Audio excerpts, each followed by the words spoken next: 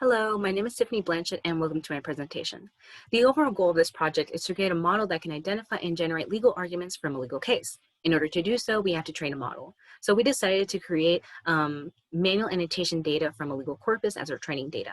In this research poster, I analyzed the results of our annotation agreements, which means that the annotators are annotating identically or close to identical, hopefully, over the case of our annotation manuals, which are guides in which the annotators use to annotate text. So the purpose of our research is to record the issues that we face when annotating a legal corpus in hopes that we can mitigate these issues or avoid these issues altogether in future research. So looking at our first manual that can be seen right here in the bottom, that's the entirety of the manual. It only includes 5 of the 7 categories that we are using and includes just a very brief description of when do you use these. So this information comes directly from the document Legal Arguments, Briefs, and Outlines of Arguments. So this prompts the annotator to look into the document, since there aren't a lot of information provided in the manual, to look for answers. However, since it has a lot of information that does not pertain to the project, it's more likely that the annotator might get confused and might bring the annotation agreement down.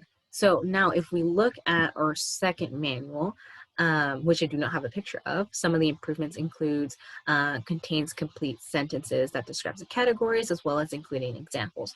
Some of the issues that we faced using the second manual is that we realized that some of the sentences fit 2 or more of the categories, and there were still disagreements on the definition of the labels. So looking at our third and current manual, some of the improvements is adding formal and informal description of the labels to build intuition.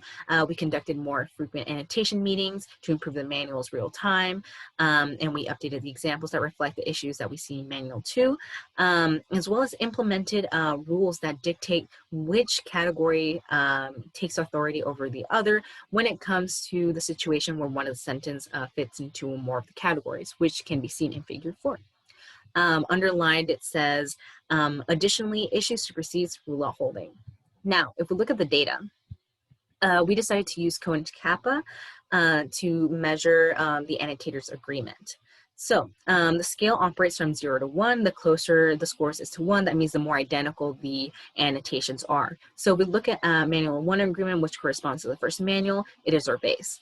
Now looking at Manual 2, which corresponds to Manual 2, yes, it has increased. However, if we look at the third one, it's abnormally low to the rest. So when we looked back into the data, we saw that there's one annotator that scored abnormally low than the rest. So we decided to take that information out, and the Manual 3 agreement revised increased. However, it's still not as good as our second manual, and we don't know why at this moment, but hopefully with more information that we get, more data that we get, we'll be able to understand why, and we will have more information to improve our annotation manual.